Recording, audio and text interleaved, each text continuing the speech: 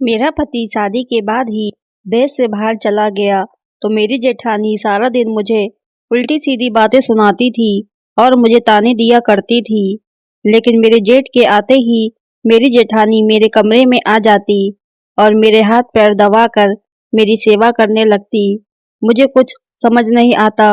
सुबह होते ही जब मैं कमरे से बाहर आती तो मेरे जेठ मुझे बहुत ज्यादा पैसे देते और कहते कि ये तुम्हारा इनाम है। मुझे उनकी इस बात पर बहुत ज्यादा हैरत होती और मैं सोच में पड़ जाती कि ये किस चीज का इनाम है। मुझे अपनी जेठानी पर शक हुआ तो एक दिन मैं उनके कमरे में आने से पहले ही आंखें बंद करके सोने का नाटक करने लगी। उसके बाद जो हुआ वो देखकर मेरे रोंगटे खड़े हो गए। मेरा नाम मीना है।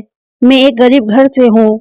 हम 4 बहनें हैं और हमारा कोई भाई नहीं है और मैं सब बहनों से सबसे बड़ी थी।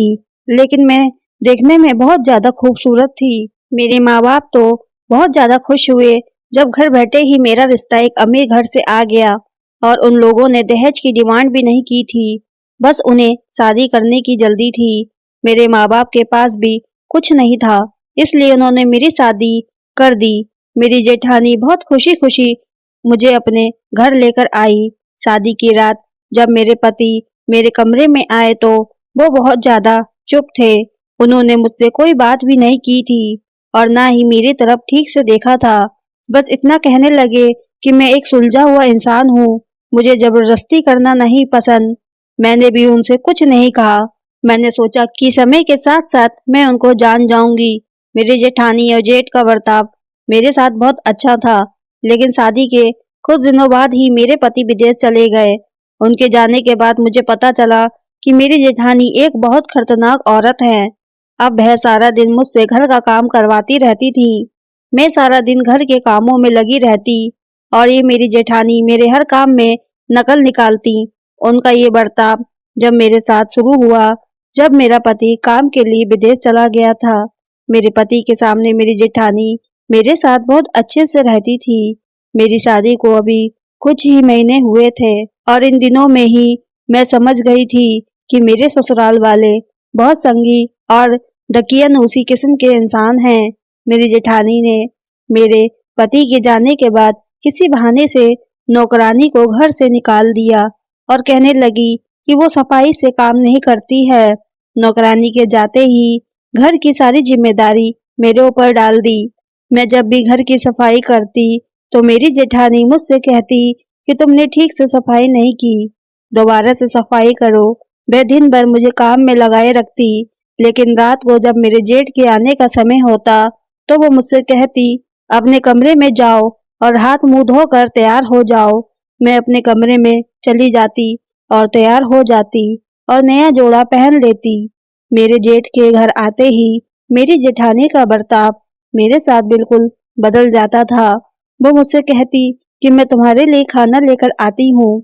जब मैं उनसे कहती कि आप रहने दें, मैं खुद ले लूंगी, तो वो मुझसे कहती कि तुम मेरी देवरानी नहीं, छोटी बहन हो, मैं तुम्हारे लिए खाना लेकर आती हूँ। मैं उनका ये रवैया समझ नहीं पा रही थी। मेरे जेठानी के 2 रूप हैं, एक मेरे जेठ के सामने और एक उनके जाने के बाद। दिन में तो वो एक जालिम औरत की तरह रहती थी और शाम को जब मेरे जेठ काम से घर वापस आते तो वो मेरे आगे पीछे घूमने लगती थी, मुझे चाय बनाकर देती। मैं नहीं जानती कि इस बात के पीछे क्या राज था, लेकिन जब यह राज मेरे सामने खुला तो मेरे पैरों तले से जमीन निकल गई। वो मेरे जेठ के आते ही मुझ पर मेहरबान हो जाती। एक दिन तो उन्होंने ऐसा काम किया कि मैं दंग रह गई। वे शाम को मेरे कमरे में आ गई और मुझसे कहने लगी तुम बहुत थक जाती हो, सारा दिन काम में लगी रहती हो, लाओ मैं तुम्हारे पैर दबा देती हूँ। ये सुनकर मैं हैरान परेशान हो गई। मैं अपनी जेठानी को हैरानी से देखने लगी। मैंने कहा नहीं, आप क्या कर रही हैं? मुझे कुछ नहीं हुआ है, मैं बिल्कुल ठीक हूँ, मैं आपसे अपने पैर नहीं दबा सकती। लेकिन उन्होंने मेरी कोई बात नहीं सुनी और मेरे पैर दबाने लगी। मुझे उनकी इस बात से बहुत शर्म महसूस हो रही थी। फिर वो तेल लेकर आ गई और मेरे पैरों पर लगाने लगी। मुझे ये बहुत बुरा लग रहा था। मैंने उन्हें बहुत बार मना किया कि आप मुझसे बड़ी हैं, मैं आपसे मालिश नहीं करवा सकती। लेकिन वो जबरदस्ती मेरे पैर पकड़कर उन पर तेल लगाने लगी। वो इतनी अच्छी मालिश करती थी कि कुछ ही देर में मेरी सारी थकान गायब हो जाती और मैं गहरी नींद में सो जाती थी। मैं सारी रात सोती रहती थी। सुबह जब मेरी आंख खुली तो मैं बहुत थकान महसूस कर रही थी। मेरा पूरा बदन दर्द कर रहा था और ऐसा महसूस हो रहा था कि मैंने सारी रात बहुत मेहनत का काम किया है, जबकि तेल मालिश के बाद तो सुकून मिलना चाहिए था। लेकिन मेरे साथ तो अजीब ही हो रहा था। जब मैं कमरे से बाहर आई तो मेरी जेठानी मुझे देखकर मुस्कुराने लगी। मुझे उनको देखकर बहुत हैरत हुई। मैं सोचने लगी, पता नहीं ये क्यों मुस्कुरा रही हैं। फिर जो सवाल उन्होंने मुझसे किया वह सुनकर तो मैं दंग रह गई। वो मुझसे कहने लगी कि तुम्हें रात को नींद तो अच्छे से आई थी। मुझे उनका यही सवाल बहुत अजीब लग रहा था, क्योंकि मैंने तो कभी किसी से भी नींद खराब आने की कोई शिकायत नहीं की थी। लेकिन मैंने आहिस्ता से उनकी बात का जवाब दिया और कहा कि जी, मैं आराम से सो गई थी। यहाँ एक और अजीबोगरीब बात आज मैंने देखी थी कि मेरी जेठानी कभी मेरे जेठ के कमरे में नहीं सोती थी, हमेशा अपने अलग कमरे में सोती थी। मैंने कभी उन्हें जेठ के पास बैठे हुए भी नहीं देखा था। उन्हें कभी एक दूसरे से बात करते भी नहीं देखा था। मेरे जेठ के काम पर जाते ही मेरी जेठानी का बर्ताव फिर से मेरे साथ वैसा ही हो जाता। घर के सारे काम मुझसे करवाती। मेरे जेठ के आते ही वो मेरी खिदमत करने लगती। कुछ दिनों से यही सब कुछ चल रहा था। रोजाना मेरी जेठानी मेरे पैर जबरदस्ती दबाती और तेल लगाकर मालिश कर देती और उनकी मालिश करते ही मेरी आंखों में नींद आने लगती और मैं सो जाती। मैं बहुत कोशिश करती कि मैं ना सोऊं, लेकिन नींद आती रहती। लेकिन मुझे समझ में नहीं आता था कि उनकी मालिश करते ही क्यों मेरी आंखों में नींद आने लगती थी। मुझे समझ नहीं आता था कि मेरे साथ ऐसा क्यों होता है। सारा दिन मैं थकी हुई होती थी, लेकिन अजीब सी मुझे रात को नींद आती थी। ऐसा लगता था कि मैंने कोई नशा किया हुआ है। मैं ऐसी गहरी नींद में कभी नहीं सोती थी कि रात में एक बार भी मेरी आंख ना खुले।